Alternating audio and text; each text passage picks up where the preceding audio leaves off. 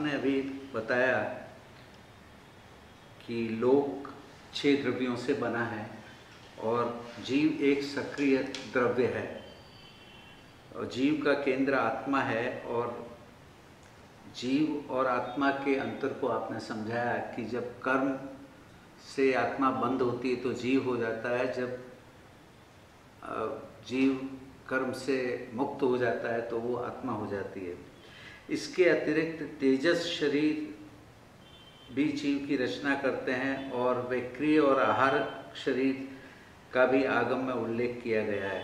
कृपया करें इन शरीरों के बारे में और उनका क्या रोल है समझाइए।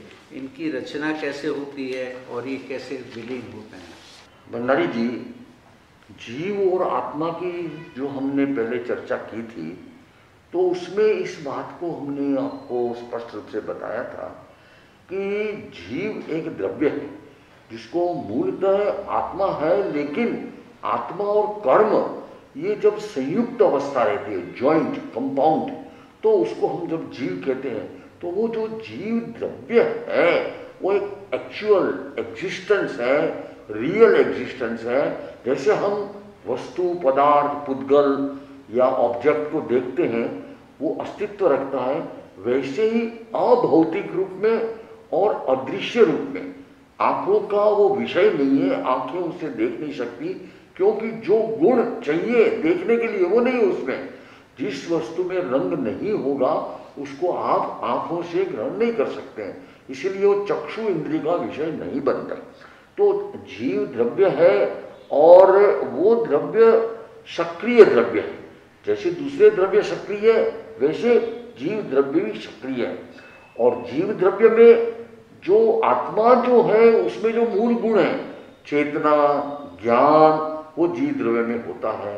इसलिए हम जब डिफरेंशिएशन करेंगे animate world and inanimate world, हमें भी बहुत अच्छी तरह से जानते हैं कि संसार में जो ऐसे पदार्थ हैं जिसमें जान नहीं है, लाइफ नहीं है, उसको हम इनएनिमेट कहते हैं। और इनएनिमेट का मूल तात्पर्य यही है कि उसमें ज्ञान नाम का गुण नहीं है, प्राण नहीं है, जीवन नहीं है, ये तो है ही, लेकिन उसी के साथ जो जीव का, चेतना का लक्षण है, मूल ज्ञान, जानना, अनुभव करना, संवेदन करना, ये सारे उसमें नहीं होने से वो जड़ है।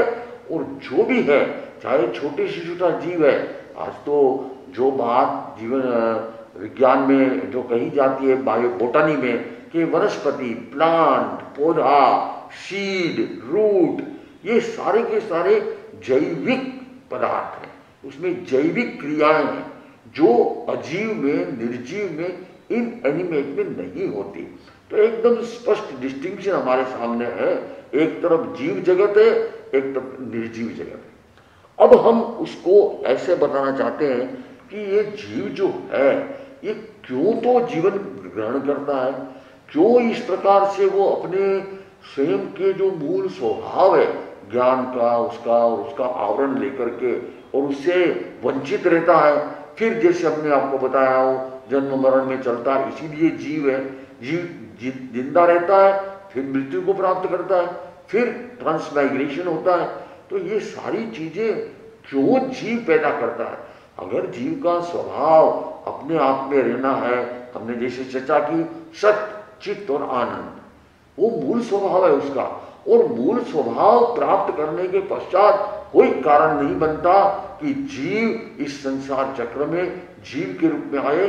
वो आत्मा, परमात्मा, शुद्ध आत्मा, शुद्ध चैतन्य के रूप में हो जाती है।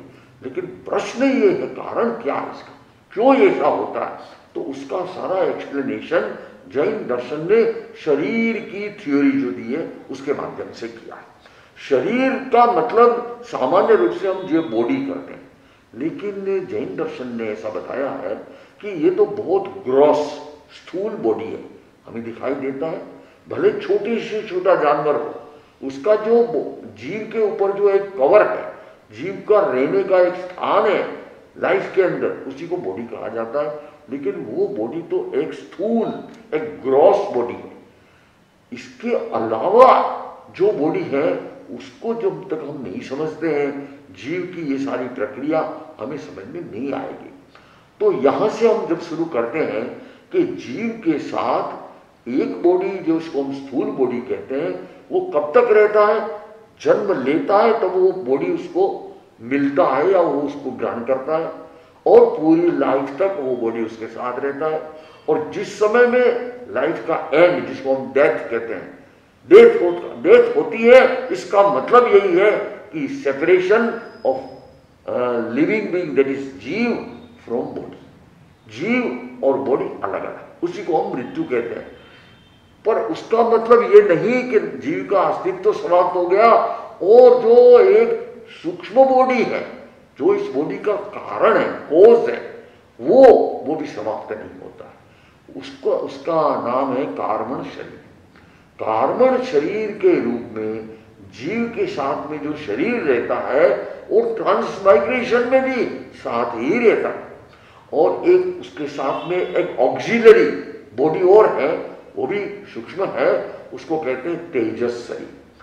कार्बन शरीर और तेजस शरीर के रूप में अगर जीव के साथ में ये शरीर नहीं होते, तो न तो उसको जो है दूसरे स्थान में जाने के लिए जो एनर्जी चाहिए, जो जीव अपने आप में तो अचेतन है और रूप है, तो उसको प्रोपेल करने के लिए भी जो कुछ आवश्यक है, वो सारा का सारा कार्बन शरीर और तेजस शरीर से होता है। हम इसको यूं समझ सकते हैं एक एनालॉजी से, कि जैसे फ्यूएल चाहिए, आपको रॉकेट बना दिया, आपने रॉकेट भेज दिया, लेकिन रॉकेट चलेगा कैसे? विदाउट फ्यूएल, फ्यूएल बिना नहीं चलेगा। तो फ्यूएल से जैसे रॉकेट चलता है, वैसे ही कार्बन शरीर और तेजस शरीर वो आत्मा के साथ रहते हैं, और वो आत्मा को गंतव्य स्थान तक जहां जाना है वहां पहुंचा देते हैं। हम जब चर्चा करेंगे कर्म सिद्धांत की, कर्म क्या है, उसका क्या प्रभाव है, उसमें ये सारी बातें हम बहुत ही स्पष्टता से देखेंगे कि ये कार्बन शरीर एक्चुअली उन्हीं कर्म पुद्गलों का एक बॉडी है, एक एग्रीगेट है, एक कंपाउंड है, जिसको हम शरीर के रूप में मानते हैं। जैसे ये शरीर हमें दिखाई देता है, उसी के अंदर, उसी के रूप में, उसी के साथ जुड़ा हुआ कार्बन शरीर है। कार्बन शरीर सूक्ष्म है और तेजस शरीर जो है वो भी सूक्ष्म है। दोनों की कंपैरिजन में तेजस कार्बन से कम सूक्ष्म है, कार्बन तेजस से ज्यादा सूक्ष्म है। और जब हम आगे चर्चा स्पर्शों की करेंगे, चतुस्पर्शी अष्टस्पर्शी, तो हमें पता चलेगा कि तेजस शरीर अष्टस्पर्शी है और कार्बन शरीर चतुस्पर्शी है। इसीलिए कार्बन शरीर को निरंतर एक ऑक्सिलरी शरीर, ऑक्सिलरी बॉडी, एक सहायक शरीर की अपेक्षा रहती है, जिसको हम तेजस शरीर कहते हैं। इस प्रकार से जीव अनादि, अब आरंभ तो हम मानते नहीं है, ये तो स्पष्ट है कि जैन दर्शन ने न सृष्टि का आरंभ माना है, न विश्व का आरंभ है, न ब्रह्मांड का आरंभ है, न पुद्गल का आरंभ है, न जीव का आरंभ है, न काल का आरंभ है। सारे द्रव्य, इसको कहा जाता है अनादि, अर्थात beginningless.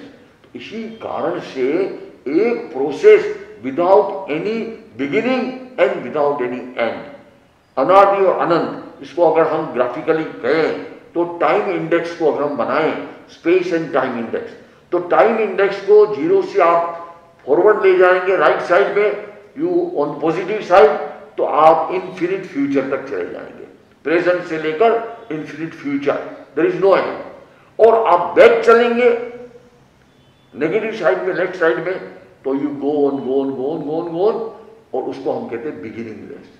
Time has no beginning. This is the assumption and conception, fundamental principle of Jainism। Time जब बिगिनिंगलेस है, तो वो ये जो सारी क्रियाएं जो है जीव और कर्म के साथ संबंधित होने की, संसार में ट्रांसमाइग्रेशन होने की, ये सारी चीजें भी बिगिनिंगलेस हो जाती हैं। इस एसम्पशन के साथ जब हम चलते हैं, तो ये स्पष्ट होता है कि जीव के साथ कर्म का बंधन अनादिकाल से है।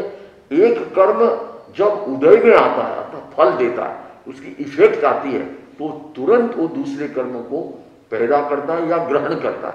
कर्म के पुद्गल या उसके पार्टिकल्स जो है, वो एवरीवेयर, पूरे आकाश में, ब्रह्मांड में या विश्व में एकदम भरे हुए हैं, फैले हुए हैं। ऐसा कोई स्थान नहीं है कि जहां कर्म का पार्टिकल ना हो।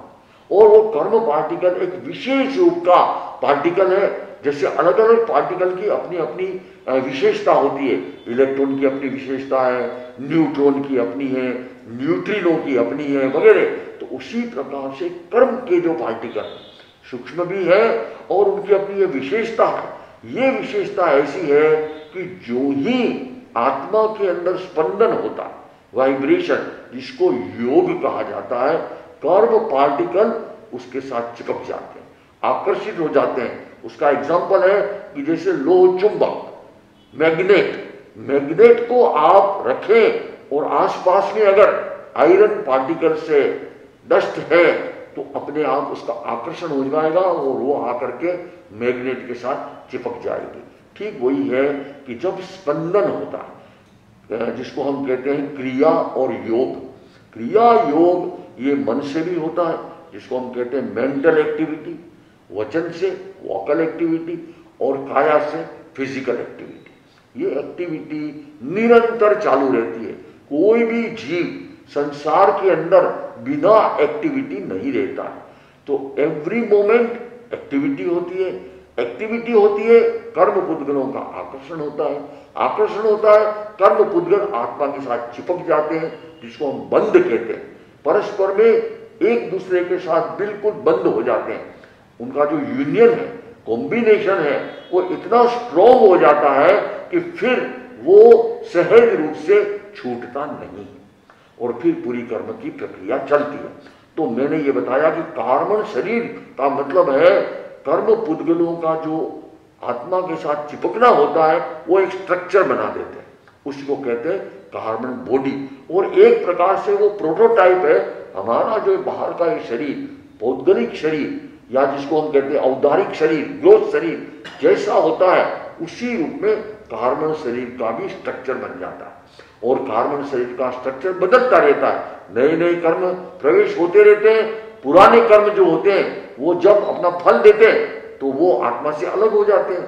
तो इस प्रकार से जैसे हमारे इस ग्रोस बॉडी में सेल्यूलर स्ट्रक्चर है, तो जो सेल पहले वाले थे वो धीरे धीरे मेटाबॉलिज्म में चलते चलते एनाबॉलिज्म होकर के और वो फिर सेल डेड हो जाते हैं, वो अलग हो गए, फिर नए सेल क्रिएट किए जाते हैं, वो फिर लाइफ को चलाते हैं। इसलिए एक एंडलेस प्रोसेस जैसा चलता रहता है, एक साइकिल चलती रहती है। वही साइकिल कर्म के साथ में है।